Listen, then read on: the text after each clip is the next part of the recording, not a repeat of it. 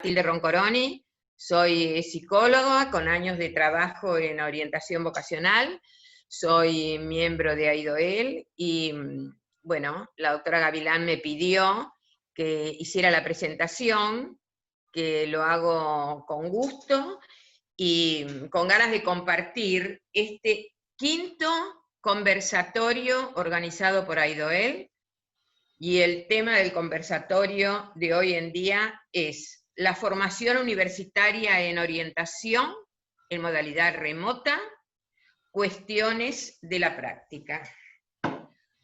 Hoy contamos con la presencia de 4 especialistas en orientación, con la característica que pertenecen a diferentes universidades y países de Iberoamérica.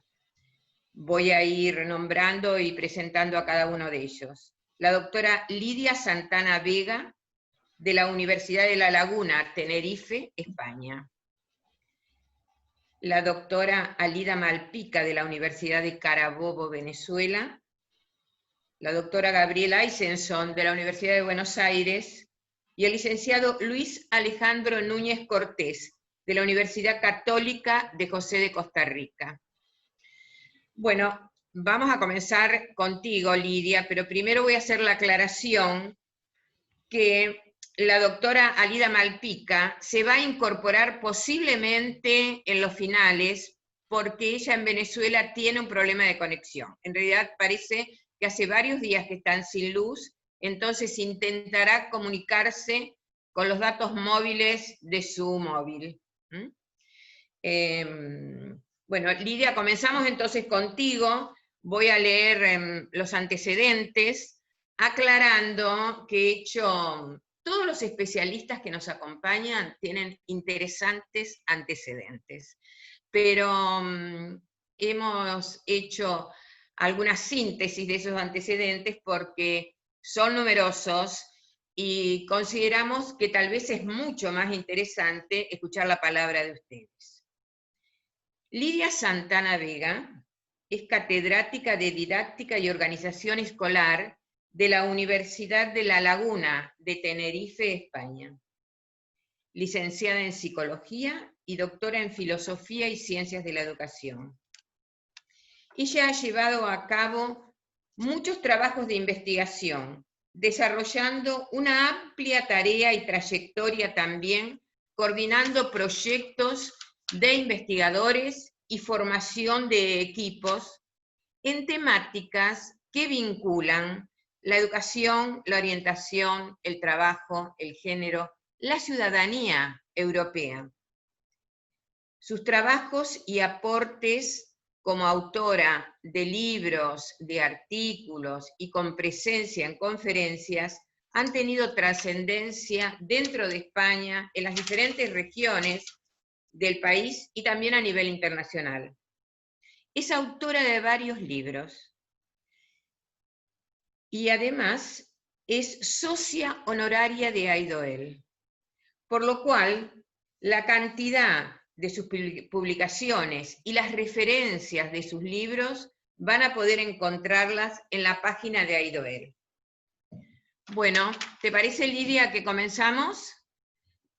Vamos a tener un plazo de 20 minutos. 5 minutos antes marco alguna señal para que ustedes puedan ir cerrando las conclusiones. Muy bien, ¿sí? Muchas gracias. Bueno, breve. Tu palabra.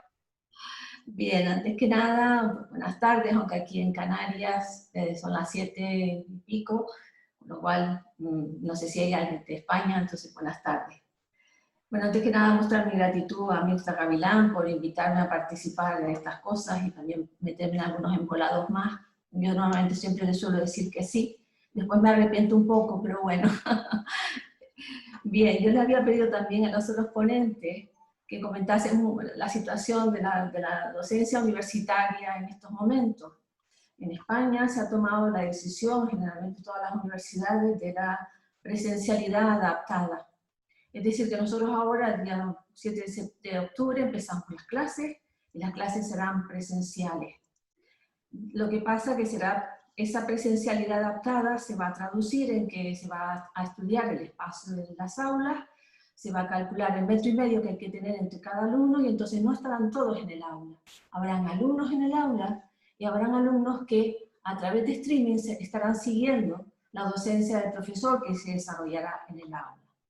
No sé ese escenario como finalmente será, posiblemente haya alumnos que por el miedo al COVID preferirán a seguir a través de streaming y no se mostrarán, digamos, muy abiertos a estar en el aula. Nosotros mismos también tenemos nuestros temores, porque la pandemia está ahí, el bicho es bastante, digamos, puñetero, por decirlo de alguna manera, coloquial, y en fin, finalmente estamos viendo qué escenario nos vamos a encontrar. En cualquier caso, que sepan que en España se ha adoptado la decisión de que vamos a estar haciendo docencia presencial en el aula con estas características. Bien, una vez he dicho esto, voy a entrar en materia, voy a tratar de ser breve y ajustarme al tiempo que me han estipulado. Y sí me gustaría compartir lo que yo entiendo que es por orientación, a partir de ahí plantear lo que les quiero plantear a continuación. Para mí la orientación es la transmisión de ideas que permiten al ser humano elegir entre varias opciones. Es la transmisión de criterios de valor que ofrezcan alguna guía a las personas en una cuestión esencial: ¿qué hacer con su vida? Esta para mí es la finalidad última de la orientación. Y aquí, desde esta perspectiva, es donde yo me voy a mover para plantearles un poco el esquema de la intervención que va a girar en torno a lo que son los retos de la educación-orientación y las estrategias de actuación para afrontar esos retos. Básicamente voy a centrar mi intervención en esas dos cuestiones. El primer reto que creo que debemos enfrentar a la hora de formar en orientación a nuestros estudiantes universitarios, que serán futuros orientadores y orientadoras de los centros en la etapa de infantil primaria y de secundaria, es un reto cultural. Se espera que la educación y la orientación ayude a las personas a comprenderse a sí mismas, a comprender el mundo que les rodea y a desarrollar un sentimiento de identidad cultural, una idea sobre su lugar en el mundo. Porque evidentemente nosotros nos movemos en determinadas coordenadas socioeconómicas, culturales y políticas, y eso hace que nos comportamos ante nuestra realidad de una forma u otra.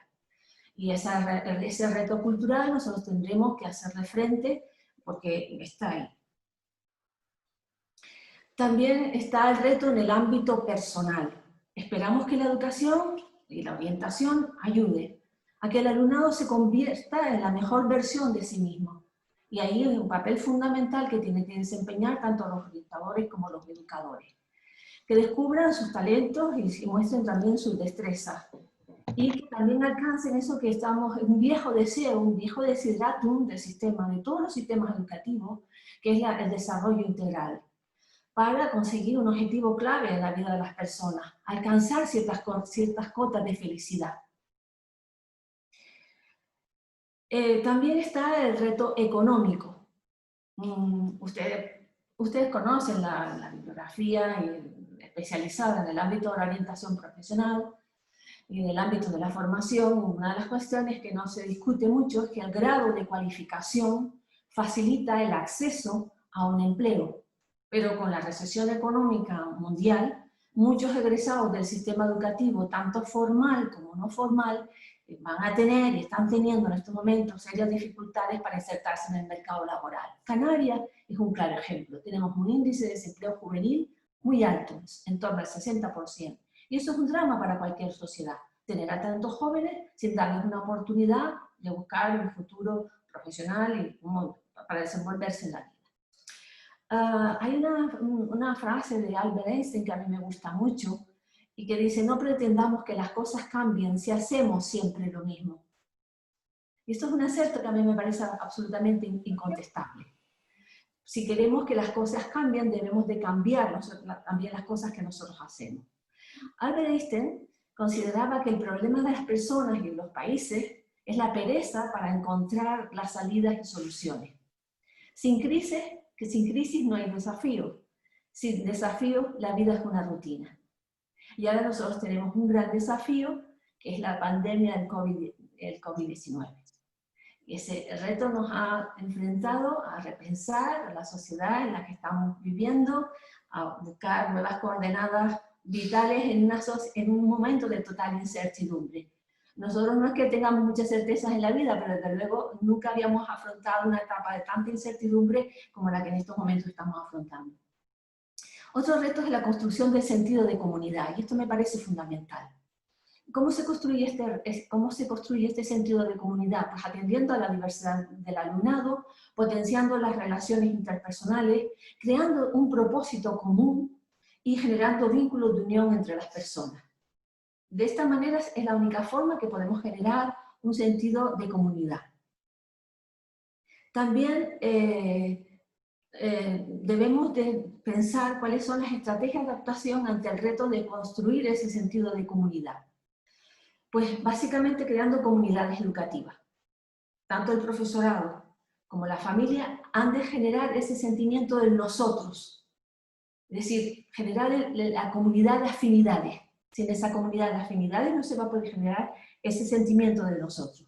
Y también el sentido de pertenencia. Mi colegio, mi instituto, y sentir aprecio y valorar mi colegio, mi instituto. Y ese aprecio debe sentirse no solo por el alumnado, sino también importantísimo por la familia. Y también se debe de construir un ideario pedagógico compartido, es decir, tener una misma comunidad de pensamiento. Porque si no tenemos no somos capaces de construir con ese ideario pedagógico compartido, digamos, no seremos capaces de remar todos en la misma dirección. Y cuando no remamos todos en la misma dirección, se generan bastantes problemas. También se debe crear comunidades de estudiantes motivados por aprender a ser buenas personas. La educación no tendría sentido si no fuésemos capaces de educar para que en el futuro fueran buenas personas. Que supiesen aprender a pensar por sí mismos, porque ahora estamos en una etapa con un poco de pensamiento único, y es fundamental que a los alumnos se les den las herramientas para que aprendan a pensar por sí mismos y para que aprendan a aprender. Es decir, generar esa curiosidad intelectual para que cuando abandonen la universidad tengan ese gustillo de seguir aprendiendo. Y aprender a emprender. Esto ahora en Europa se le da mucha importancia, imagino que en Latinoamérica también, porque es necesario que generemos personas con espíritu de iniciativa. Esto es, que sean capaces de emprender acciones encaminadas a mejorar su comunidad y su propia situación personal. Y eso me parece una tarea fundamental tanto de la educación como de la orientación. También tenemos como reto aprender a la escuela desde un planteamiento curricular justo. La calidad de la educación se degrada además muy seriamente, si el sistema educativo se muestra injusto con algunos alumnos, a la vez que favorece las desigualdades sociales y económicas. Por tanto, debemos hacer planteamientos curriculares justos. Aquí quería citar a Morin, que me imagino que lo conocerán, uno de los sabios que en estos momentos existe en Europa, que escribió un libro sobre los 7 saberes necesarios de la educación del futuro. Y tiene una idea que a mí me parece muy sugerente. Y dice que la única y verdadera mundialización que estaría al servicio del género humano es la de la comprensión, la solidaridad intelectual y moral de la humanidad. Y dice algo más. Las culturas deben aprender unas de otras. Y la orgullosa cultura occidental, que se estableció como cultura enseñante, debe también convertirse en una cultura que aprende. Comprender es también aprender y reaprender de una manera permanente. ¿Qué estrategias de actuación se podrían generar para digamos, alcanzar ese planteamiento curricular justo? Pues en primer lugar, adoptar políticas y acciones concretas. Por ejemplo, valorar la individualidad de cada uno de los estudiantes, desarrollar su potencial y dotarles de capacidades de pensamiento libre e independiente, vuelvo a la idea de que aprendan a pensar por sí mismos, y también de que generen talantes cívicos, Cada vez estamos siendo más incívicos y ese es un problema que nos preocupa mucho. Yo creo que tenemos un déficit, que los jóvenes en general tienen un déficit de socialización normativa. ¿Qué estoy queriendo decir con ese déficit de socialización normativa? Que cada vez tienen más dificultades de aceptar las normas. Las normas resultan que son fundamentales para la vida social, porque regulan la vida social, regulan los comportamientos sociales y los comportamientos individuales. Por tanto, me parece absolutamente necesario generar en los jóvenes valores.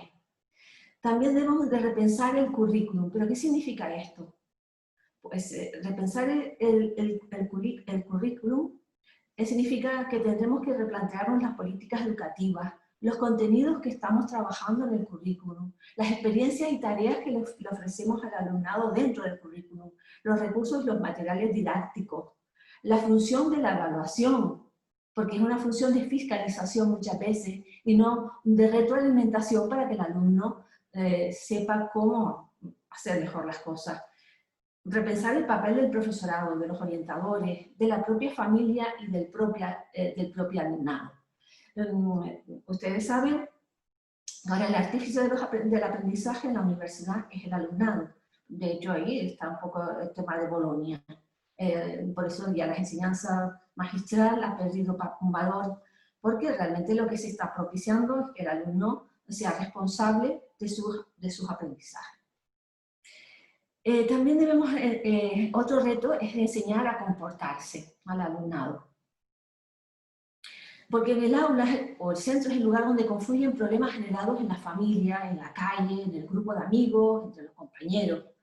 Y muchas veces hay una idea que a mí me gusta mucho que dice se necesita una tribu entera para educar a un niño, porque finalmente educamos todos. Y antes comentaba la necesidad de educar en valores, sobre todo en valores para convivir con otros respetando a los otros, porque cada vez son mucho más graves los casos de bullying. El profesorado y los diferentes apoyos a la institución escolar no tienen la varita mágica para dar respuesta adecuada, que han de tener un calado mucho más grueso. También me gustaría plantear algunas estrategias de actuación para enseñar a comportarse.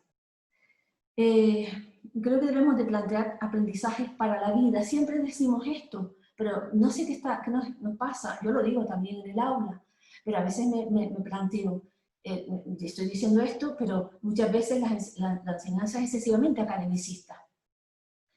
Y esto es una de las cuestiones que tenemos que modificar. También tenemos que evitar plantear al alumnado metas elevadas que aboquen al fracaso. Debemos generar al alumnado un autoconcepto y una autoestima ajustada a lo que ellos son capaces de hacer para no generar frustración. Tenemos que también reforzar el buen rendimiento y el buen comportamiento, ignorando las conductas que son levemente perturbadoras. También debemos... Lidia, ¿sí? Lidia, estamos bien en tiempo, pero te faltan 5 minutos, pero estamos bien. Sin humillar, conduciendo al alumnado hacia el conocimiento a través de la mayéutica socrática. Y esto sí que aquí voy a incidir, porque me parece que es fundamental generar un diálogo humano, abierto y auténtico entre el profesorado y el alumnado. Si no somos capaces de generar ese diálogo abierto entre el alumno y el profesor, o no lo sabe generar el profesor, o el estudiante está demasiado cansado para secundar ese diálogo, algo está fallando en la educación. Bueno, pues voy a ir ya cerrando, y aquí voy a citar una reflexión que yo hice en uno de los capítulos de un libro que yo publiqué inicialmente en el año 2003 y que ya va por la 4ª edición. La 4ª edición salió en el 2015, que se titula Orientación Educativa e Intervención Psicopedagógica, cambia los tiempos, cambia las responsabilidades profesionales, publicado en Madrid por la editorial Pirámide, y que dice así: los orientadores del futuro tendrán que estar al tanto del giro que van tomando los acontecimientos culturales, socioeconómicos y políticos. Junto a una amplia formación en el campo de la psicopedagogía, habrán de estar atentos a los derroteros por los que transita la humanidad e interpretar las claves de los tiempos. Para orientar no bastan los conocimientos derivados del ámbito psicopedagógico. Es necesario indagar hacia dónde y hacia qué orientamos. El análisis de la realidad para comprenderla, interpretarla y, si es preciso, subvertirla, forma parte de su actividad profesional. Bien, muchas gracias por su atención. Gracias, muchas gracias, Lidia. Bueno, continuamos con Gabriela Isenson. Voy a hacer tu presentación, Gabriela, haciendo una síntesis de tu currículum. Gabriela es doctora en psicología, especialista en orientación vocacional, ocupacional, profesora de grado y posgrado de la Universidad de Buenos Aires. Es directora del programa de Psicología de la Orientación y directora del Servicio de Orientación Vocacional y Ocupacional de la Universidad de Buenos Aires. Es miembro fundador del proyecto Cátedra UNESCO, la orientación a lo largo de la vida. Investigadora y directora de proyectos y grupos de investigación. Tiene publicaciones y varios artículos en revistas científicas nacionales e internacionales. Gabriela, tu tiempo. Bien. Buenas tardes a todos y a todas. Es un gusto estar acá. Tomo el tema que nos convoca, que se refiere a uno de los mayores desafíos que enfrenta el sistema educativo en tiempos de pandemia. Garantizar la continuidad de la formación, que requiere transformar el modelo presencial a modelos de educación remota. Migrar de la presencialidad a la virtualidad o a la educación remota es una frase que empezó a escucharse y que genera una gran inquietud, pero que también implica un gran desafío. Pocos habíamos sido formados en la incorporación de estas tecnologías de la comunicación y de la información como mediadores principales para la formación. En la Universidad de Buenos Aires se venían implementando estrategias virtuales complementarias a la formación presencial, pero la modalidad principal o hegemónica era evidentemente la presencial. Pero este año ya no fue una opción, sino una necesidad. Tarea compleja que tiene que tomar en cuenta numerosas variables en función del acceso desigual a la conectividad, a los dispositivos tecnológicos, las habilidades digitales de los docentes y de los estudiantes. Pienso que la compleja realidad que tenemos hoy nos llega no solo a tener que reformular nuestras prácticas, nuestra didáctica, sino también que tenemos, a pesar del duro trabajo día a día, porque la realidad es que nos vino, como digo, con urgencia, también tenemos una oportunidad para interpelar, reinventar y construir prácticas de enseñanza relevantes y transformadoras. Entornos tecnológicos múltiples con distintas herramientas, pero hay que tener cuidado que no necesariamente pasar a la virtualidad habilita nuevas prácticas. El desafío es no tratar de replicar la modalidad presencial, sino de potenciar desde una nueva modalidad de aprendizaje desde la virtualidad. En este sentido, la Cátedra de Orientación Vocacional y Ocupacional que dirijo, pero que es un gran equipo, que muchos que están acá presentes hoy, se comprometió a trabajar en este sentido, ¿no? Tomando en cuenta los avatares que nos presenta la urgencia, o sea que un poco hoy la idea era presentar un modelo entre todos de trabajo, de todos los que venimos trabajando, en cómo generar una buena modalidad de enseñanza que se nos presenta, no ya como una apoyatura de la presencialidad como veníamos haciendo, nosotros usábamos el aula virtual, sino como una manera constante y única de aprendizaje. Lidia había pedido que contáramos cuál era la modalidad de trabajo en cada país. Bueno, en este momento la Universidad de Buenos Aires es puramente virtual, en los 2 cuatrimestres, acá la UBA se divide por 2 cuatrimestres, y aparentemente va a seguir así por lo menos hasta principios del año que viene. O sea que nos llevó a todos los docentes a trabajar de otra manera, tener más reuniones, hacer cursos de trabajo, tanto en cuanto a utilización de herramientas tecnológicas como a temas didácticos, no solamente usar herramientas, sino usarlas que sirvan para algo en función a nuestros objetivos. Para contar un poco, que yo me voy a centrar especialmente en la práctica profesional, necesitaba ubicar a qué llamo Cátedra de Orientación Vocacional. Y nosotros como equipo, por un lado tenemos las actividades de grado, que damos 2 materias, la materia electiva, orientación vocacional y ocupacional, y la práctica profesional en orientación vocacional, de la que voy a hablar hoy, pero por otro lado también damos actividades de posgrado, algunas materias en la maestría de psicología educacional, y armamos un programa de actualización en psicología de la orientación, y esto lo articulamos con el servicio e investigación. ¿Por qué decidí contar toda esta articulación? Porque para presentar nuestra materia, o lo que quería presentar, que es esta adaptabilidad a trabajo remoto, estamos todo el tiempo articulados, y en cómo funciona el servicio de investigación son insumos para nuestras materias, donde se realizan prácticas, y estos insumos también se están teniendo que reciclar, nuestra manera de trabajar. Entonces es un doble trabajo paralelo de trabajar y generar contenidos virtuales para el servicio, para investigación, y a su vez esto poder llevarlos a las materias, especialmente por los tiempos y por lo que nos convoca, a la práctica profesional. ¿Por qué elegí la práctica profesional? Porque hay muchas cosas que nos tuvimos que adaptar, a las cuales toda la UBA se tuvo que adaptar.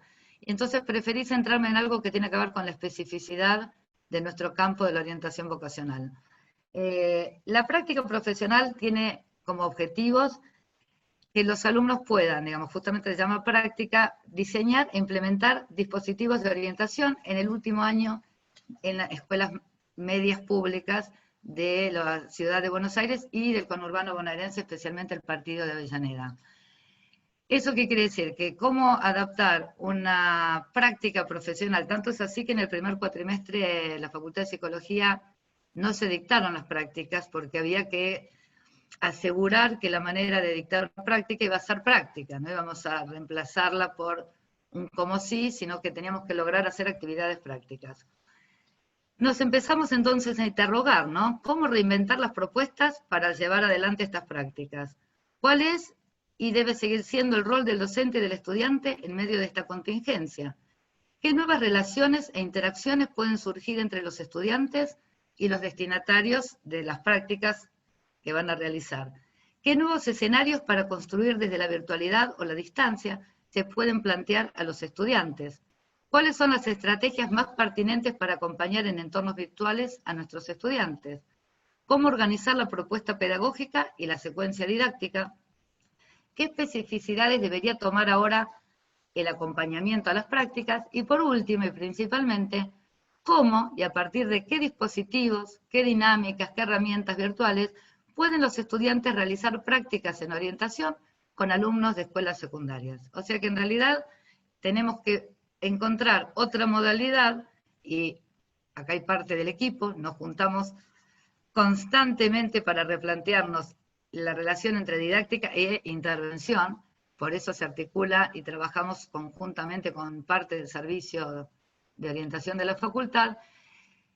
Y yo pensaba una cosa cuando armaba la presentación de hoy, ¿no? Que es interesante en relación a la teoría, que nosotros el modelo de orientación que transmitimos, así como Lidia contó a qué se refería con orientación, se trata de una orientación que plantea dentro de sus finalidades acompañar a las personas para afrontar múltiples transiciones que seguramente se les van a presentar en la vida.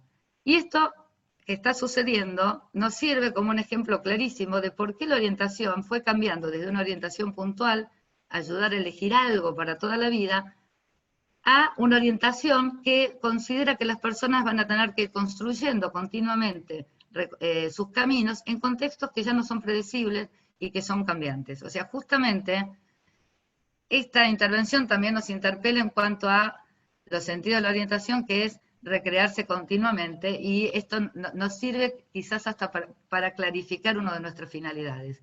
El desafío es interesante, pero complejo, porque no solo tenemos que construir de nuevo la virtualidad desde la manera de trabajar didácticamente en la práctica, sino que también el servicio de orientación tuvo que ir y está construyendo nuevas modalidades de intervención en escuelas.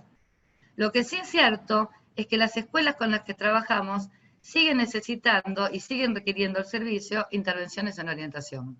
Que es interesante plantearlo porque con todas estas urgencias y todo lo que nos demanda a los docentes de escuelas y también universitarios el trabajo, podríamos pensar que quizás las escuelas nos iban a decir, paremos un poco, esperemos, por ahora no. Pero la realidad es que se encuentran, la población que trabajamos, que es jóvenes que terminan el secundario, siguen necesitando un acompañamiento, y no solo eso, sino abordar algunas temáticas que también son novedosas, como por ejemplo, terminar la escuela en tiempos de pandemia, no ir el último año del secundario al colegio, no hacer los rituales que en Argentina son característicos de finalizar, de despedida de los compañeros, de ser el más grande del colegio, de planear una fiesta, a veces cuando se puede algún viaje. Entonces, todo esto nos plantea, está trabajar, ¿y cómo trabajamos nosotros entonces? El proceso, que vamos a ir por acá. Fuimos armando y seguimos rearmando cómo implementamos entonces estas prácticas que siguen siendo las mismas, que es ir generando progresivamente, ir entrenando a los alumnos en el diseño y en la planificación de actividades y después llevarlas a la práctica. ¿Cómo es nuestra articulación? Si bien acá está lineal, no es tan lineal, a veces vamos y venimos. Siempre, evidentemente, tenemos que traer temas referidos al marco teórico, a veces orientación vocacional queda muy ligado, por lo menos en Argentina, a hacer prácticas, que me den técnicas, y con las técnicas intervengo, y eso nos quita la especialidad que tiene nuestro área, la rigurosidad, la seriedad que debe acompañar, y que hay un marco conceptual, una concepción de sujeto, de finalidades, de qué significa tomar decisiones, qué es proyectarse al futuro. Entonces, empezamos trabajando con nuestros alumnos desde estas temáticas. ¿Qué actividades hacemos? Porque ya las clases tienen otra manera. Es muy interesante porque la verdad es que nosotros, no voy a hablar de la evaluación, pero puedo decir que la evaluación cambió bastante porque es mucho más en formación que, digamos, continua, porque los alumnos están realizando muchas más cosas ellos a partir de tener que construir el conocimiento entre todos. Los alumnos a partir de los textos hacen mapas conceptuales, guías de lectura, glosarios, armaron también un wiki de internet, que es armar como una especie de Wikipedia, comparando modelos teóricos. Y después de esto, en nuestra progresión nosotros pasamos de hacer observaciones, siempre, ¿no? Esto fue siempre nuestras prácticas, a que puedan ir progresivamente diseñando intervenciones y después aplicarlas. Pero siempre primero se observaba intervenciones del servicio. El servicio, que viene trabajando, armando muchísimas actividades, viene implementando unos talleres muy interesantes y en los que se anotan muchas más personas, y lo mismo que nos sucede hoy, están trabajando con escuelas que no trabajaban o con gente que se anota de manera voluntaria de distintos lugares del país y creo que también de otros países también, y hacen workshops, hacen talleres cortos con distintas temáticas. Las primeras las vamos a referir a temas de inserción laboral, cómo construir un currículum, cómo plantearme una entrevista, cómo buscar trabajo, y nuestros alumnos tienen que observar estas actividades. Los que pueden se anotan y participan del workshop, los que no pueden son grabadas y después las pueden ver, y elaborar informes. El informe que hacen, porque nos cambió mucho la modalidad, antes se hacían en cuanto a la interacción, qué es lo que vieron, se hace un insumo para lo que viene. ¿Por qué es un insumo? Porque ellos tienen que observar y plantear qué objetivos se plantearon, qué quisieron hacer, con qué fundamentos dan esta actividad y no otra, con qué secuencia la abordaron, qué dinámicas utilizaron, y es justamente el primer paso a lo próximo que van a hacer ellos, que a partir de ver cómo hicieron otros, van a empezar a trabajar en el diseño colaborativo de sus propias intervenciones, que hacen dos, una para la inserción laboral y otro lo que significa terminar la escuela, que lo llamamos taller de transición. Y lo último que realizan es la implementación de estas actividades. Como esto es progresivo, las primeras actividades que hacen son una herramienta virtual que va a quedar en el campus, pero que ellos no van a estar cara a cara con los alumnos de la escuela realizándola, sino que van a dejar un insumo que sirva para el campus virtual del servicio. Y la segunda actividad que realizan, sí, después de observar un taller, la realizan ellos, o sea que es la más interactiva, directa con los estudiantes. para finalizar, no sé, no calculé Bueno, los sí, tiempos. 5 minutos, justo, Y bueno, calcula igual justo. estoy terminando, Está solamente bien el íbamos cálculo, a faltan mostrar, 5. no, igual solamente quería mostrar un ejemplo. Una de las tareas que hicieron para ir viendo cómo entendían los objetivos de las actividades de los talleres laborales, puse 2, pero hay muchas más, pero bueno, hasta que voy aprendiendo a usar el Genial y hago lo que puedo, tuvieron que plantear lo que llaman infografía, que es una invitación, como si fuera un flyer, una invitación a participar de talleres para la inserción laboral. Entonces los alumnos tenían que construir en grupo infografías, que lo que observábamos, además de que es interesante el diseño, es cómo ellos podían volcar la fundamentación, cómo podían convocar a jóvenes para participar de talleres. Entonces, esto es un ejemplo de dos de estas infografías que presentaron. Y después, a partir de este trabajo, ¿qué es lo que ellos tienen que hacer? Poder definir, ellos tienen que crear distintas actividades definiendo por qué hacen estas actividades, cómo las justifican desde el marco teórico, aprender a plantear un objetivo general y específico de la actividad, plantear tareas, dinámicas y recursos y pensar en qué rol tienen los sujetos que intervienen y también los orientadores. Como todavía esa actividad no la hicieron, pero para mostrar, y con esto termino, esto es como un modelo que les presentamos de algunas de las actividades que se pueden hacer, ¿no? Esto lo planteó el programa de orientación para la capacitación y la inserción laboral, que es una de las partes del servicio, pero esto es un modelo para que vean qué tipo de actividades hacemos.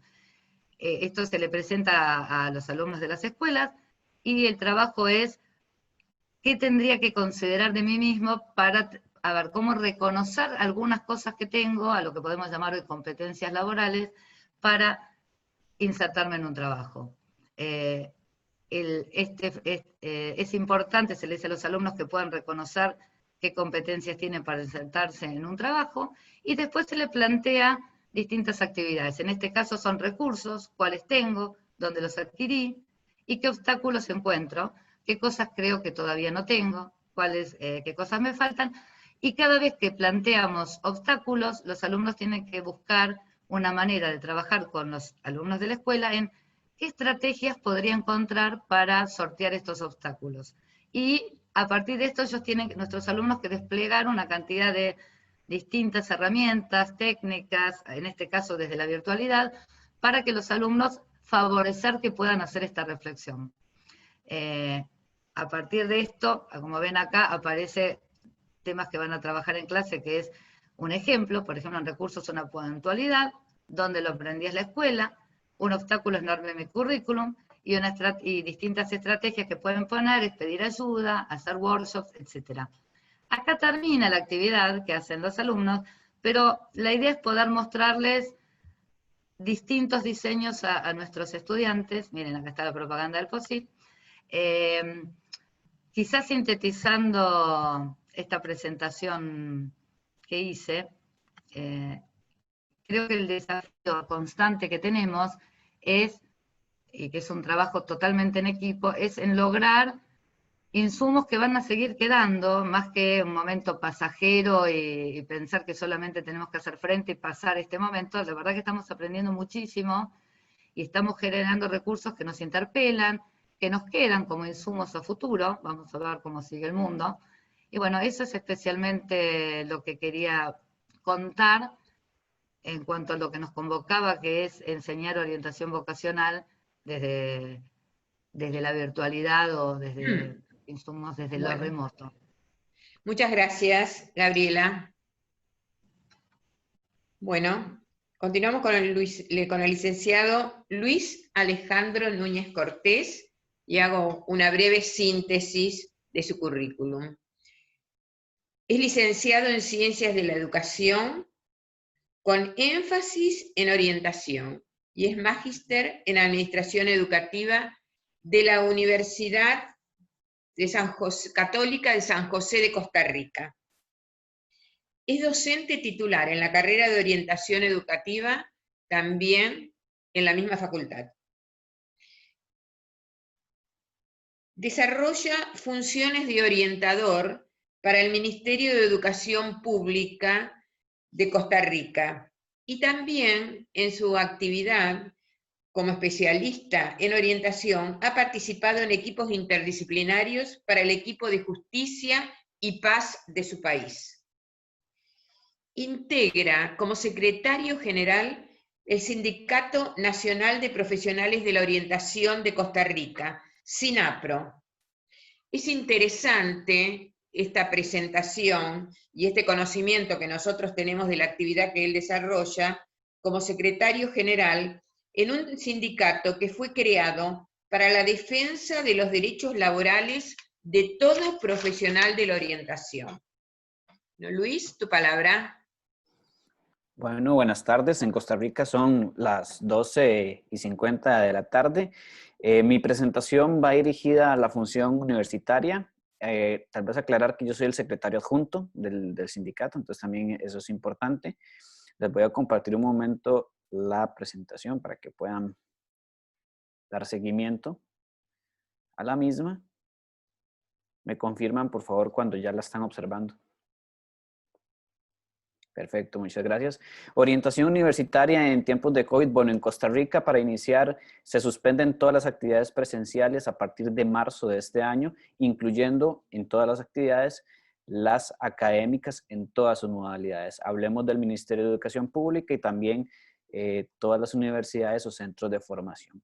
La Universidad Católica de Costa Rica entonces se plantea un reto a partir de este momento. En ese momento, en marzo, nos encontramos a mitad del cuatrimestre, del primer periodo de este año, y entonces significa hacer un cambio abrupto de un proceso que venía en la presencialidad a un proceso que se llama educación a distancia. ¿Por qué se le llama educación a distancia y no educación virtual en Costa Rica? Porque por legalidad de la educación virtual solo hay una institución que lo tiene aprobado como tal y por lo tanto no podríamos decir que hablamos de educación virtual, sino educación a distancia.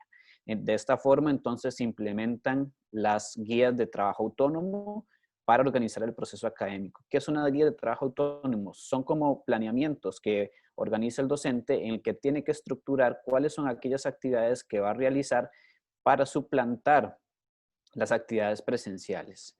Qué estrategias y qué plataformas va a utilizar para poder continuar con el proceso educativo de los estudiantes de la carrera de orientación y de los estudiantes también de las diferentes carreras. Habilita entonces la plataforma de Teams para que se puedan realizar estas lecciones a distancia de forma streaming y empieza una capacitación docente para que puedan saber manejar las diferentes plataformas para el próximo cuatrimestre. Esto en el entendido de que ya teníamos un conocimiento de que por la situación de la pandemia pues iba a suspender de forma presencial todas las actividades y entonces era necesario capacitar a todas las personas docentes en el uso de las plataformas que podrían ser útiles para seguir y continuar con el proceso educativo de los estudiantes, de las personas estudiantes. De esta forma, entonces, al iniciar el segundo cuatrimestre, se permanece igual en la educación a distancia y se habilitan además de la plataforma Teams de Microsoft, la plataforma de Moodle como estrategias o actividades pedagógicas que se podrían utilizar. Estas dos plataformas, es importante decirlos, en el Ministerio de Educación Pública, Consejo Superior de Educación, son las que están aprobadas para poder mantener una educación a distancia. Existirán otras plataformas que se pueden utilizar que sin embargo pues no son reconocidas y de esta forma para darle validez al proceso educativo se siguen utilizando las que desde el Ministerio de Educación se tienen como aprobadas. Y entonces se complementan actividades sincrónicas con actividades asincrónicas. Esto en la ejecución de los diferentes cursos en las diferentes clases. ¿A qué llamamos actividades sincrónicas? A lo que es streaming. Toda la parte en la que el docente presenta sus contenidos e interacciona con los estudiantes y actividades asincrónicas que permiten al estudiante reforzar los conocimientos que han adquirido a lo largo del proceso de la parte sincrónica, de los contenidos que el docente intenta a través del streaming impartir, compartir con los estudiantes y las actividades asincrónicas pues les permite entonces reforzar con lecturas, con juegos o actividades en los que puedan construir también el conocimiento y reforzar entonces todo ese proceso del saber. Algo importante también es que se tienen que hacer diagnósticos. Costa Rica, pues, aparte de ser un país muy hermoso, tiene la particularidad de que hay áreas en las que la cobertura de Internet no es muy amplia, entonces eso plantea también una dificultad en la que los estudiantes no van a poder acceder de la mejor forma o del todo a las actividades sincrónicas, es decir, al streaming de las clases que se imparten en los momentos que se tienen programados. Y también hay estudiantes que tal vez no tienen los dispositivos necesarios para poder realizar algunas actividades asincrónicas que se plantean desde el trabajo docente. Entonces, al momento de realizar este diagnóstico, podemos ver el panorama real en el que el docente se encuentra a la hora de poder impartir las lecciones. Un ejemplo, el cuatrimestre anterior tenía 2 estudiantes de una comunidad indígena y ellos solo tenían acceso a Internet de 4 de la tarde a 6 de la tarde. Y la clase iniciaba a las 6 de la tarde. Entonces, ellos tenían que desplazarse 2 horas y media para poder tener acceso a Internet. Eso significaba entonces que había que modificar el horario solo para esas 2 personas y continuar con el horario con el resto de las personas que sí podían acceder en el horario regular. Y el Internet, la capacidad de Internet de conectividad que tenían no era muy buena, entonces dificultaba las estrategias que uno podría utilizar. Mediante el diagnóstico, entonces usted puede permanecer en la democracia de la educación y que tengan acceso, dependiendo de sus posibilidades, cada una de las personas que forman parte de los cursos. También se incorporan pues varias herramientas o se aconseja la incorporación de varias herramientas y aplicaciones en línea para la construcción del conocimiento y la interacción con los estudiantes, de forma tal que no solo el docente esté impartiendo la clase y dando los conocimientos, sino que a través de aplicaciones y herramientas tecnológicas puedan construirse esos conocimientos. Algunas de ellas se pueden mencionar como Playet o Google Meets, entre otras aplicaciones que se han utilizado para la construcción del conocimiento. Nosotros desde el objetivo de la orientación encontramos que se tiene que desarrollar integralmente a cada persona con el fin de capacitarla para el autoaprendizaje y una participación activa en la sociedad. Este concepto de Aguilar y otros es muy importante porque entonces en momento de pandemia el autoaprendizaje comienza a tener una relevancia mayor que en otros momentos, porque los estudiantes tienen que saber interactuar con las tecnologías y saber interactuar también a través de las tecnologías con las demás personas. Aspecto que no se vuelve tan sencillo considerando los diferentes saberes, el saber qué, el saber hacer y el saber ser. El saber qué, el conocimiento conceptual, pues es fácil a través de la docencia mantener ese saber, que ellos obtengan información, construyen información y manejen los conceptos y teorías relacionadas con orientación vocacional, personal, social o orientación individual, y el saber ser, los procedimientos que tienen que hacer para ejecutar esos conocimientos se vuelven un poco más complicados, pero aún así no representan el mayor reto, porque ellos podrían conocer qué deben hacer para actuar en diferentes momentos desde la virtualidad y en los procesos en los que se encuentran actualmente. El reto más grande se encuentra en el saber ser, en el saber actitudinal, en el que ellos se preparen ya para la ejecución de su proceso orientador. ¿Por qué? Porque no entrenan las habilidades y las herramientas necesarias para poder ofrecer de la mejor forma la ayuda o el servicio de orientación. De esta forma podríamos hablar, por ejemplo, de que diferente a la presencialidad es verse en el entrenamiento de la escucha activa, en el entrenamiento de la lectura del lenguaje no verbal de las personas, cuando no es posible en el 100%, tal vez de una forma parcial sí, pero no en el 100%, a través de la tecnología. Podríamos estar viendo a la persona, sí, en la cámara y poder interactuar con esa persona y hacerle la intervención que sea necesaria. Sin embargo, perdemos información en ese proceso y esa pérdida de información podría hacer que la intervención y la prestación del servicio de orientación no sea de la mejor forma. Y como lo comentaba también Gabriela anteriormente, en estos saberes del saber ser y el saber hacer es donde se ha presentado la mayor dificultad en ejecución de algunos cursos, como las prácticas supervisadas que se tienen planteadas en el programa de la carrera. Podríamos decir que, por ejemplo, para este año hay 2 cursos en práctica supervisada. Normalmente se ejecutan un primer acercamiento en la parte formal de la educación, en primaria o secundaria, y otro momento en el sector más amplio que podrían ser municipalidades, centros para adultos, empresas en general. Entonces se sale del ámbito formal educativo. Así está planteado en el programa del curso de la carrera.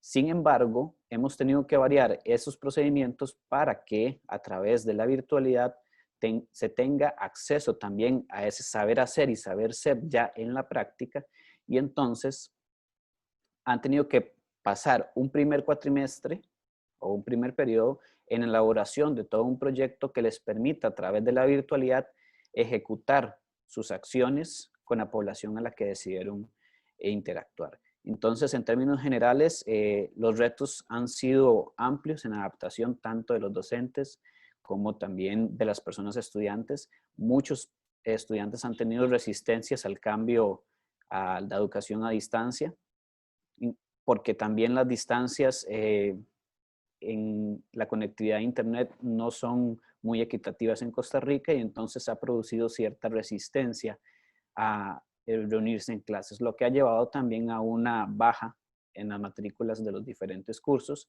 y una lucha también por los centros de formación para mantener a sus estudiantes en sus proyectos de vida y que puedan autorrealizarse como lo plantearon al momento de realizar las matrículas en la universidad.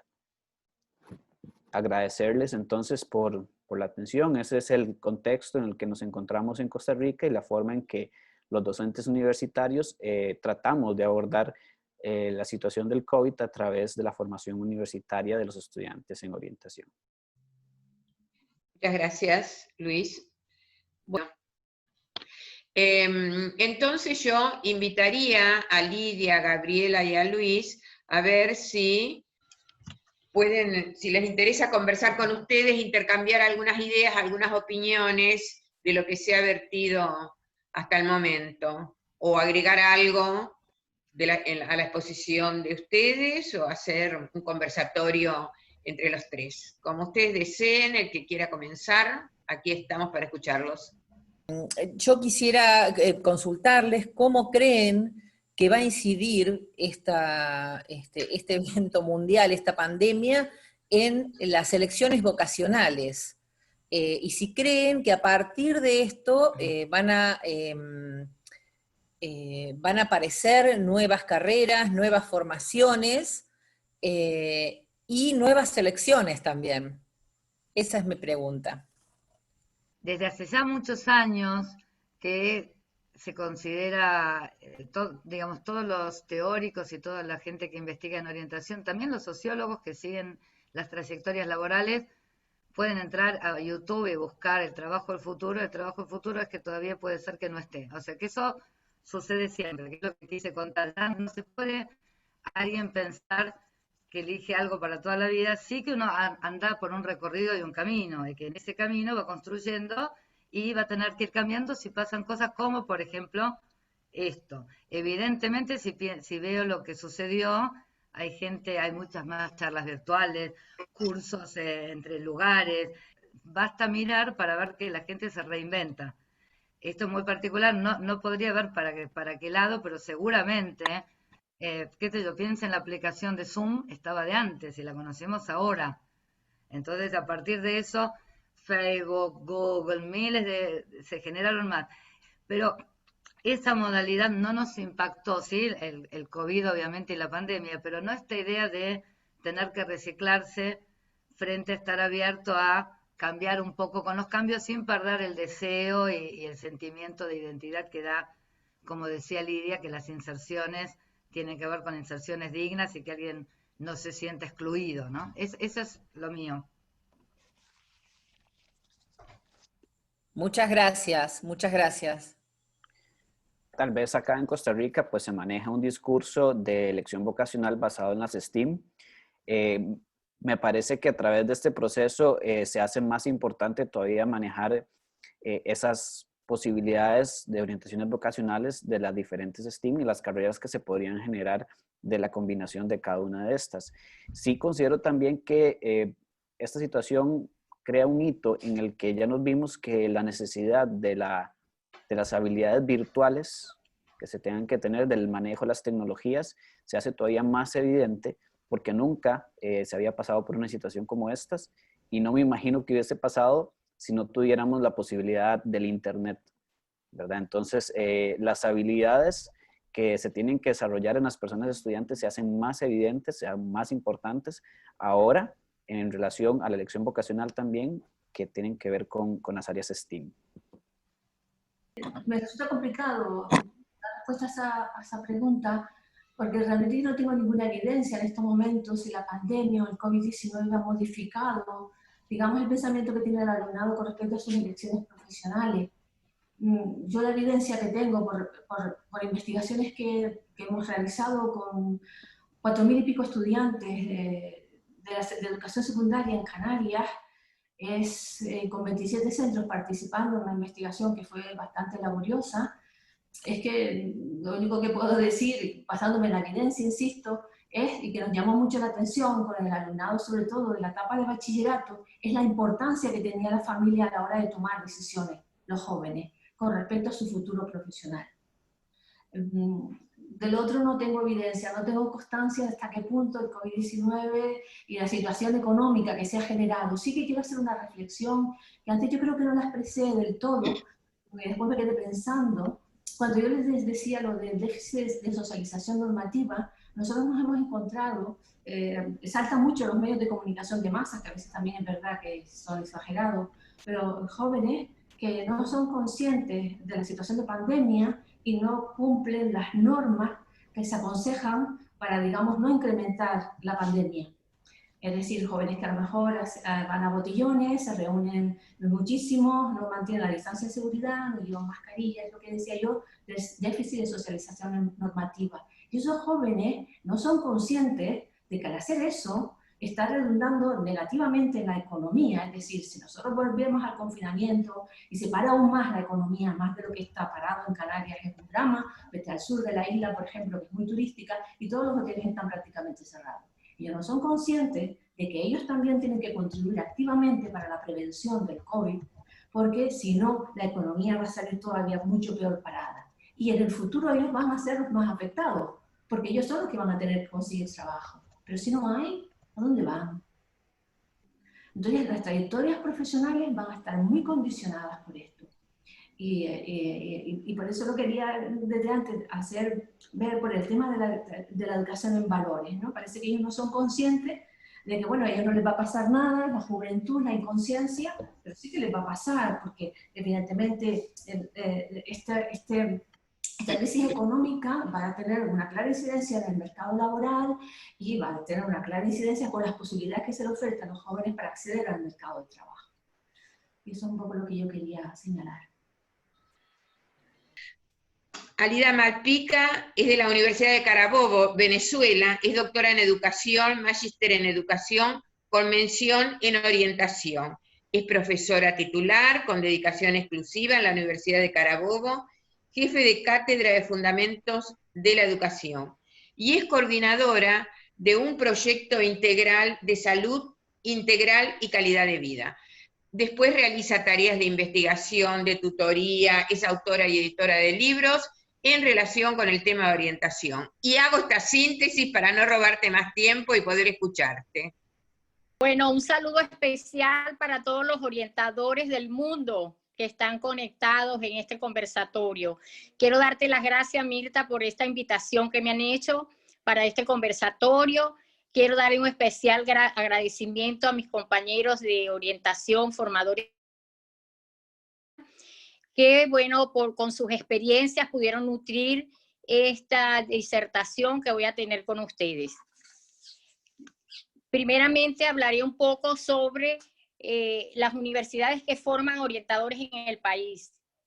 Nuestra universidad forma orientadores de pregrado y de posgrado. De pregrado forman la Universidad de Carabobo, la Universidad del Zulia y la Universidad La Uniyes de los Llanos. Son 3 universidades que forman y egresan como licenciados en educación, mención orientación. Y la UNIES como licenciado en orientación. De posgrado tenemos 5 universidades que forman, unos forman especialistas como la Central y la UNIES, y los otros universidades como la UNER, la Universidad del Zulia y Carabobo forman magíster. Ahora, el otro punto es la situación país, que ha contribuido de una manera bárbara, si se quiere, para todo este desarrollo que pudiéramos hacer nosotros en nuestra formación. Tenemos un gobierno socialista, una gran necesidad que tenemos con la situación que estamos viviendo. Hay una situación política muy fuerte donde se traduce en una inflación, inseguridad, unas fallas eléctricas, escasez de suministro de gas, gasolina, situación económica, un alto costo de la vida y una escasa producción de bienes y servicios. A nivel social, desempleo, estamos empobreciéndonos realmente, deserción escolar, delincuencia, robos, agresiones a instituciones, y pare de contar. Todo esto ha ocasionado una gran crisis en nuestras universidades y en todos los sectores de nuestro país. Una crisis en el presupuesto, alteración en ese presupuesto, sueldos y salarios de los profesores, las unidades de transporte del mantenimiento, el comedor, la planta física, ha habido deterioros en las instalaciones, fallas eléctricas, delincuencia.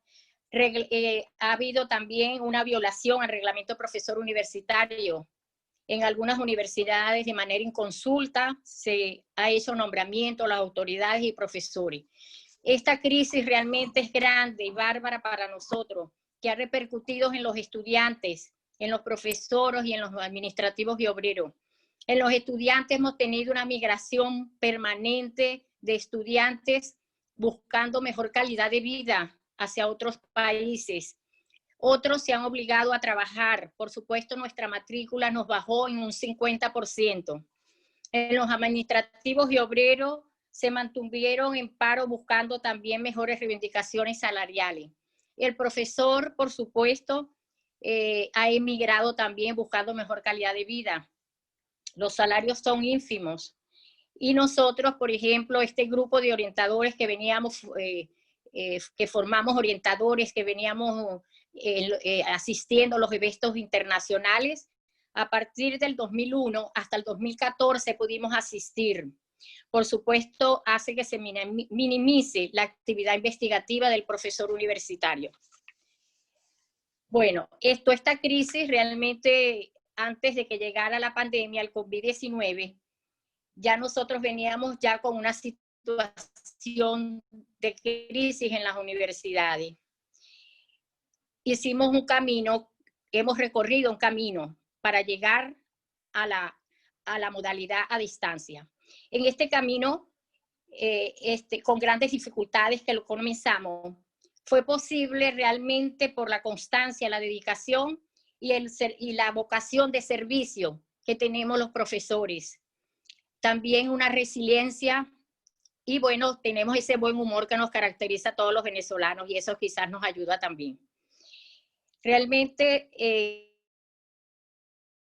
en este camino nos encontramos con un uso repentino de la virtualidad. No estábamos preparados para asumir esta virtualidad y se estableció en la universidad un plan de flexibilización desde el 2019, donde había un 80% presencial y un 20% virtual. En vista de la situación que se tenía en la dificultad por el transporte, se les permitió pues, que los profesores y estudiantes asistieran 3 días a la semana.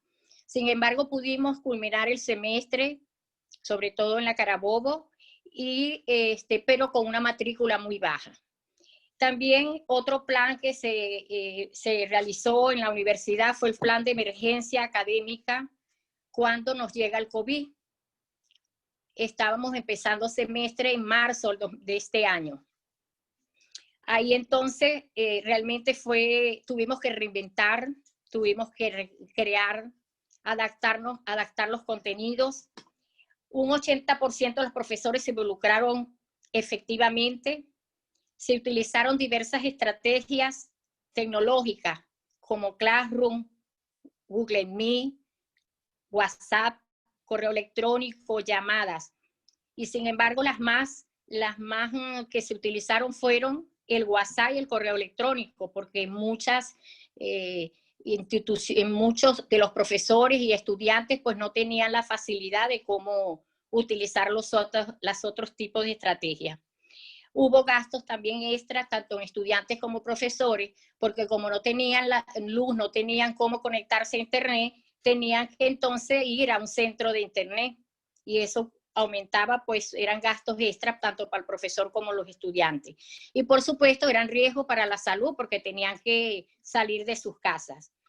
En todo este proceso, de este camino que hemos recorrido, sin embargo, hubo una atención de un 70% de esos estudiantes en la Universidad de Carabobo, un 40% en la Universidad del Zulia, y en la UNIYES, que es la que forma los licenciados en orientación, ellos están en el cuarto semestre, ellos sí pudieron culminar el semestre, pero con muy baja matrícula. Realmente, por atender, queda un 30% de estudiantes que no pudieron, por las condiciones de luz y de electricidad y de internet, y ese 30% se va a atender ahorita en octubre, y realmente entonces la situación ya no es posible, ya las autoridades manifestaron que no era posible por la escasez de gasolina.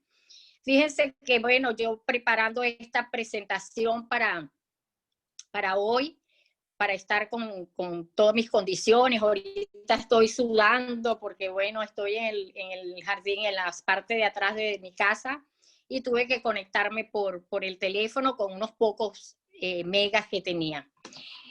Yo les traía también unas ciertas evidencias de ese camino que recorrimos. Por ejemplo, crecimiento personal. Bueno, le traía algunas láminas. Hubo que modificar, bueno, toda la parte de las estrategias, y entonces esa es una asignatura donde hay que trabajar con el grupo. Entonces aquí en este caso se adaptaron para que trabajara con el grupo familiar. Y tengo varias evidencias que los muchachos pasaban de cómo había sido esas actividades con sus padres y su familia.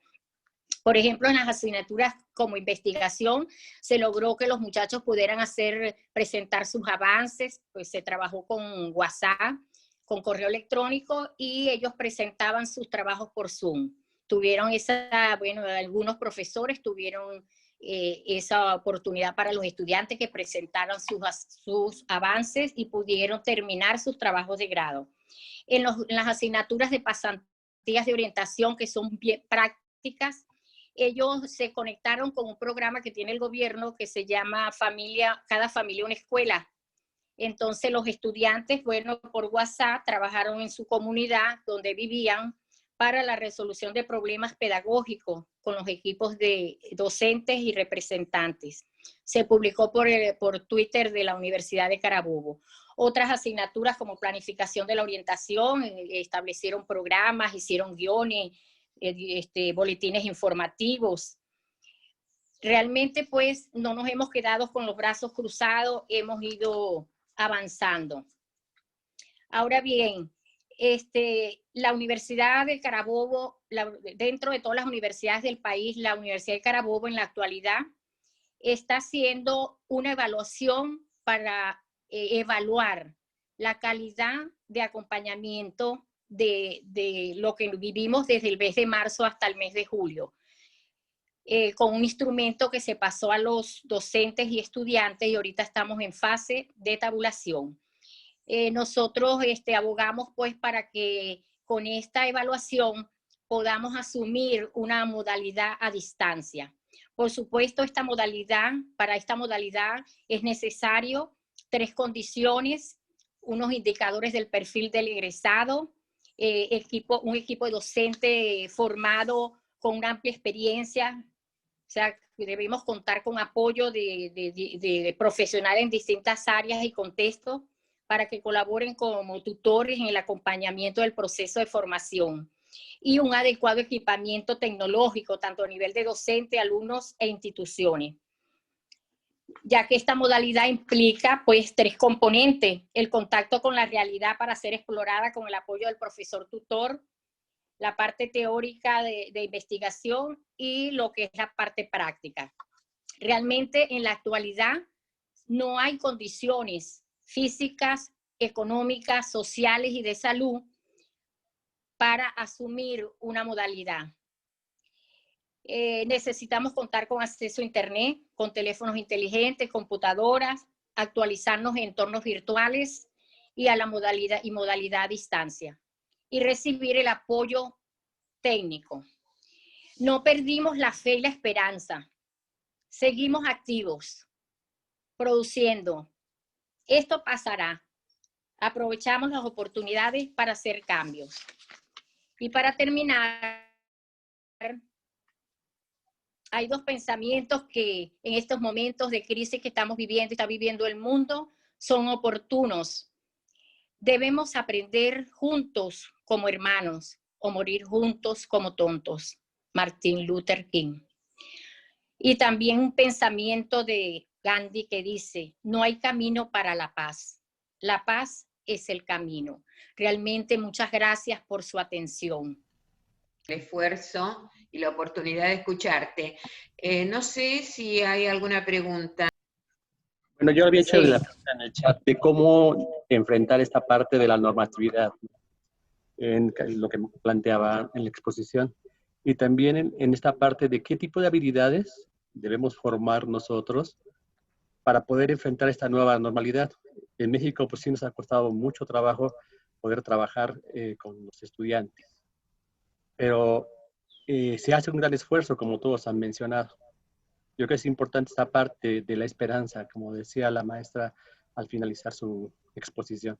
Entonces yo creo que sí tenemos que tener ese acto de valentía a creer en la esperanza de que se pueden hacer las cosas. Gracias.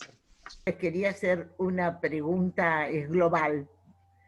En esta etapa en la cual nos hemos visto incluido en todo aquello que se llama la virtualidad disruptiva, porque por supuesto que fue algo no esperado y en el cual todos de buenas a primeras tuvimos que dar respuesta a situaciones para las cuales no se estaba preparados. En algunos no estaban preparadas las instituciones, en otros no estaban preparados los docentes, pero que ya después de cierto tiempo hemos podido encontrar diferentes estrategias para dar respuesta, que se ha visto, lo hemos visto en el transcurso de todo este tiempo, pero me gustaría consultar a los colegas que han expuesto cuáles serían ustedes que ven como aspectos positivos y negativos de todo esto.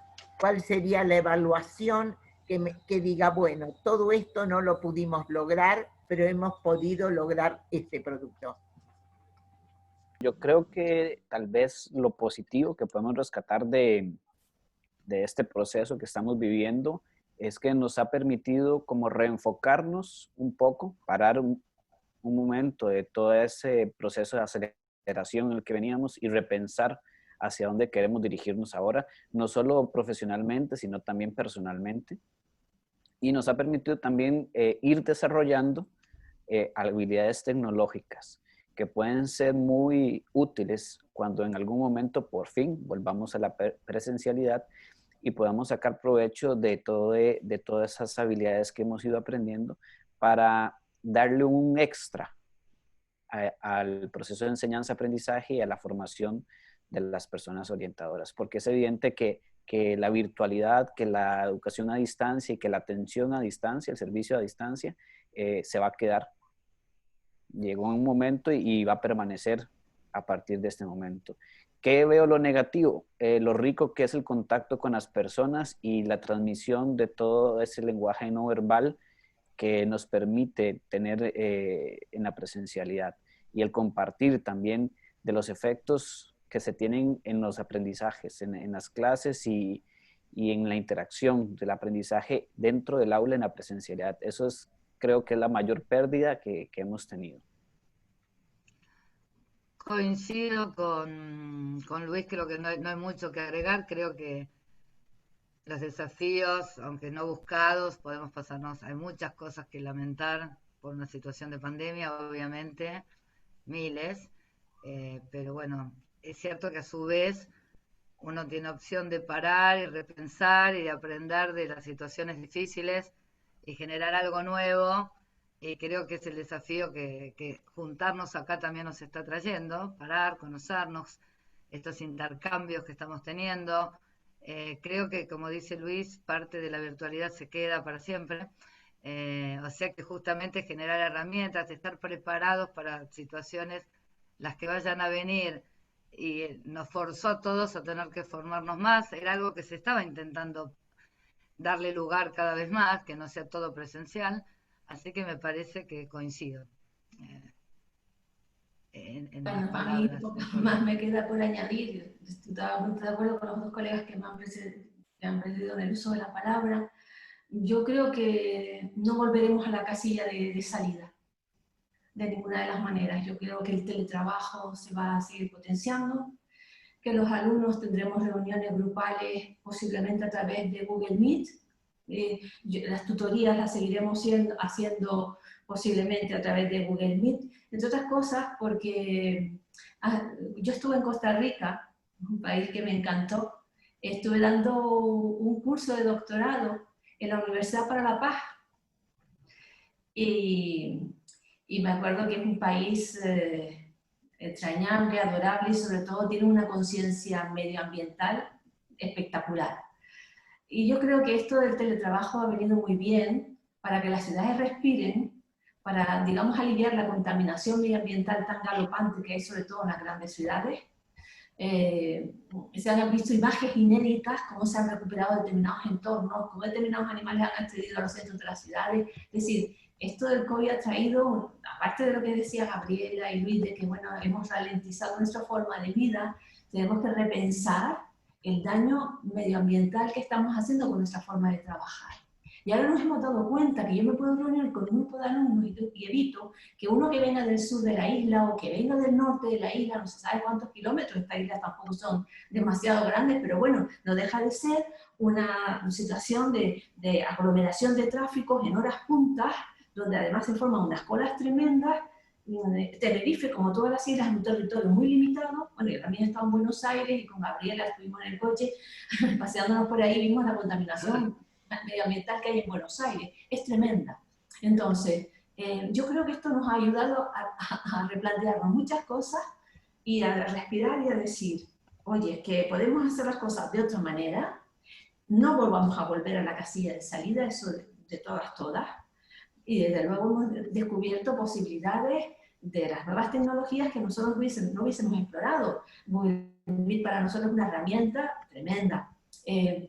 Nosotros también trabajamos con plataforma Moodle, esta otra herramienta que estamos utilizando en estos momentos, es decir, se contempla un abanico de posibilidades que a nosotros no se nos hubiese abierto si no hubiese pasado esta pandemia. Así que, en fin, así un refrán dice que no hay mal que por bien no venga. No sé si por ahí. En fin, no sé si hemos respondido, Mirta, a tus cuestiones. A tu cuestión. Y después el compañero de México que intervino antes, que al final yo creo que nadie lo respondió. Yo creo que él hablaba un poco de lo que yo planteé, que es el déficit de socialización, que estaba leyendo en el chat, atención normativa. No, es el déficit de socialización normativa. Y como leí en el chat, cómo se podía prevenir, pues educando en valores. Educando en valores, el valor del respeto, el valor de la honestidad a la hora de comunicarse con nosotros, el valor de convivir, de hacer una convivencia en paz. Es decir, básicamente el tema es la educación en valores. Y creo que eso lo estamos perdiendo. Permiso, yo también quisiera añadir, respondiendo a Rafael Dueñas, que un aspecto importante para prevenir la socialización normativa o atención normativa es la preparación que tiene que tener el docente y el manejo de las herramientas para poder mantener en esos periodos en los que se están haciendo las actividades sincrónicas, el streaming, la atención del estudiante, porque si ya de por sí estas generaciones frente a una pantalla se despistan muy rápido, ahora en una clase, en una sesión, se van a despistar todavía más rápido porque no está la interacción social directa con las demás personas. Entonces, alternar el discurso con actividades utilizando herramientas y aplicaciones permite despertar la atención y el interés de las personas estudiantes y poder mantener ese nivel de atención y de aprendizaje y de socialización de todos los contenidos que se pretenden dar en el curso. Interesante hasta ahora el intercambio, las exposiciones y el intercambio. No sé si alguien quiere decir algo más. Escuché a todos con mucha atención, me pareció muy interesante. Realmente me parece que es muy importante, y casi mirándolo desde afuera, porque los que comentaron sus experiencias están como más metidos en estas situaciones que han estado comentando. Me parece muy importante la posibilidad de continuar haciendo frente a la crisis, ¿no? De poder encontrar recursos para afrontar la crisis, y creo que eso es el mejor aprendizaje. Lo podemos llamar valores, lo podemos llamar ética, lo podemos llamar de muchas maneras. Personalidad, subjetivaciones en las sociedades actuales, en fin, hay muchos títulos que le podemos poner. Pero creo que la posibilidad de los que están adentro de las instituciones de poder hacer frente, aceptar el desafío y hacer frente a todas las nuevas cosas que tuvieron que hacer frente, incluso la posibilidad de Mirta de haber logrado armar todas estas reuniones también es un ejemplo.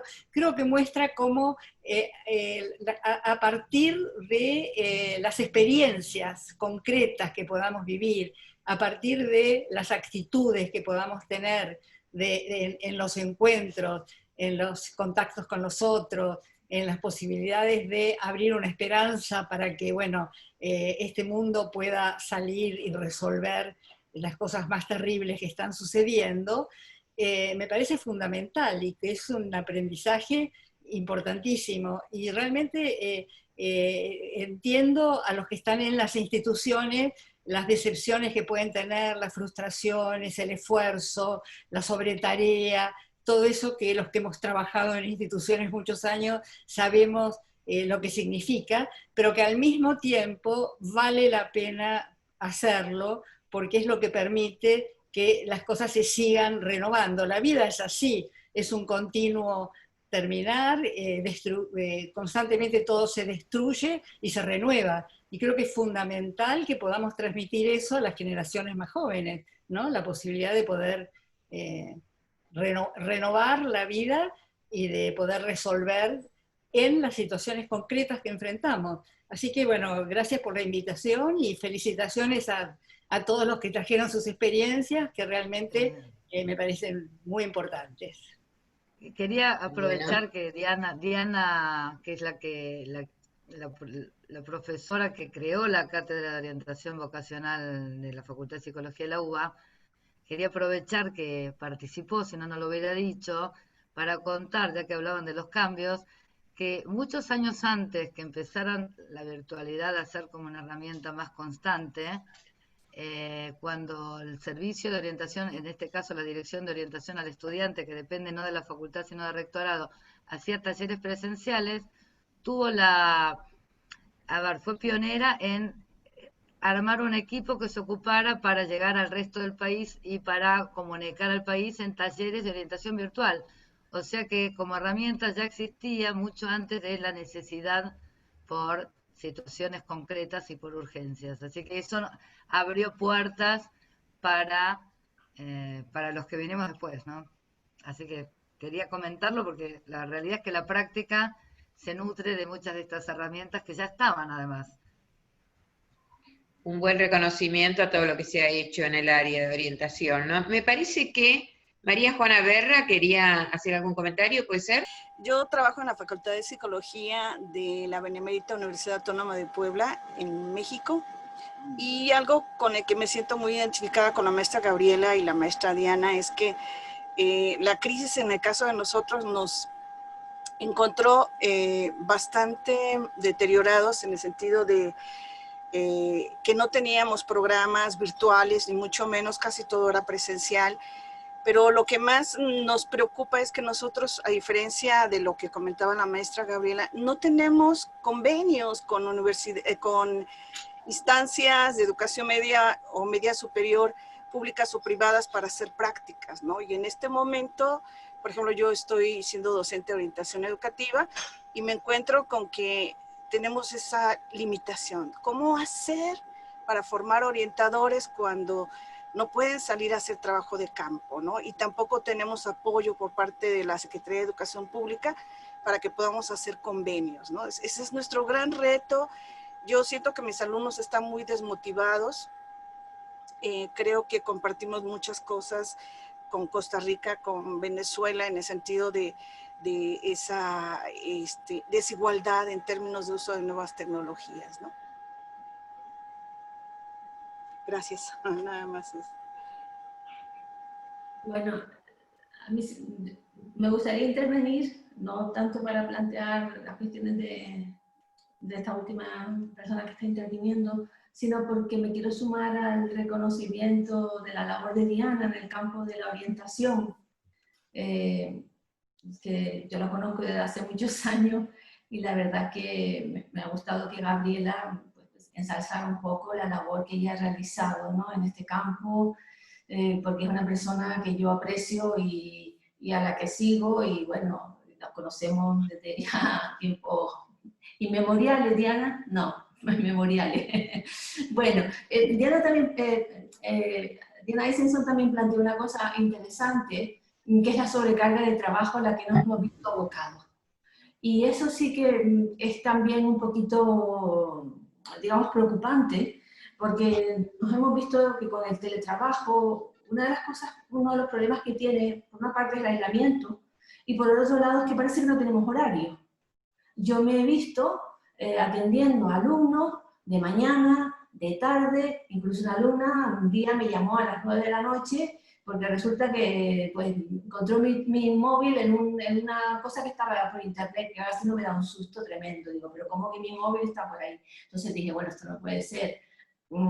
Entonces, quiero decir que nos ha supuesto nuevos aprendizajes, pero también tenemos que analizar cómo controlamos el tiempo de trabajo, porque realmente el tiempo de trabajo está invadiendo, digamos, nuestro espacio personal. Entonces ya parece que ya no hay división entre tiempo de trabajo y ocio. Yo me encuentro que ahora trabajo mucho más horas, los horarios de tutoría ya no los respeto, sino que a lo mejor un viernes por la tarde estoy atendiendo a alumnos cuando no es mi horario de tutoría, porque me escriben y trato de satisfacer una demanda, porque los alumnos también en verdad que se han sentido muy solos, muy aislados. El papel del alumnado tampoco ha sido fácil en esta situación de pandemia. Ellos no están acostumbrados a tratarnos así tan a distancia. Pero casi hay alumnos que ni nos conocen, porque prácticamente no hubo tiempo de presentar la asignatura y después todo fue virtual. Entonces, claro, digamos ese calorcito humano de la relación interpersonal se ha perdido. Disculpa, pero que no, con las prácticas posiblemente te pueda responder Gabriela más que yo, porque ella planteó el tema de las prácticas.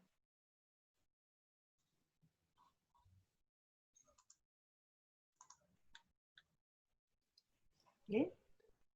Bueno, no sé si alguien más quiere la palabra o vamos cerrando. A ver, Mirta, como presidenta de AIDOEL, si querés cerrar. Bueno, primero que agradecer a todas las personas las profesionales que participaron en forma directa en este encuentro, con sus ponencias muy interesantes ellas, además la intervención que ha tenido y la posibilidad que nos ha dado de poder encontrarnos con colegas que hace muchísimo tiempo que no nos vemos. Bueno, y es un buen espacio, nos ha pasado en varias oportunidades. Yo retomando lo que dijo Lidia Santana Vega recién sobre el tema de esto, que en cierta medida le llaman el teletrabajo, que para los docentes ha tomado gran parte de su vida, de la historia personal, de todo, diríamos, no, como docente generalmente no ha puesto muchas veces el límite en sus horarios, sino en la comprensión y en la ayuda en los alumnos. Yo creo que todo esto que se ha dado y que se estuvo dando en este momento, como fue algo no previsto, algo en la cual no se pudo fijar un encuadre, y que a todos nos tomó de sorpresa en este momento, pienso que con el tiempo de continuar alguna de estas prácticas o alguna de estas estrategias, tanto docentes como formativas en orientación, seguramente van a también aparecer lo que significa poner un límite y dar un encuadre a la tarea esta que se hace en forma, diríamos, remota. Esto lleva tiempo, como todos los cambios y modificaciones. Bueno, yo por nada, lo único que les digo que, bueno, les quiero agradecer, estamos en este segundo ciclo y que ahora el próximo encuentro tiene que ver con la historia de la orientación educativa laboral en la Argentina, de ayer a hoy, y que van a estar presentes colegas que, bueno, que han hecho un amplio recorrido en todo esto, así que bueno, los encontramos ahora el 1 de octubre a las 19 horas con este tema. Van a estar presentes la doctora Marina Müller, la doctora Diana Eisenson, el magíster Sergio Rascobán, va a estar la magíster Josefina Pácera, bueno, y yo. Así que vamos a encontrarnos el 1 de octubre a las 19 horas. Les agradezco muchísimo y ya esperemos encontrarnos directamente en estos espacios virtuales, o si por ahí puede darse la posibilidad de encontrarnos en forma presencial en algún país de Iberoamérica o acá en Buenos Aires. Bueno, gracias y un saludo a todos. Hasta el próximo encuentro en todos, gracias. Ya.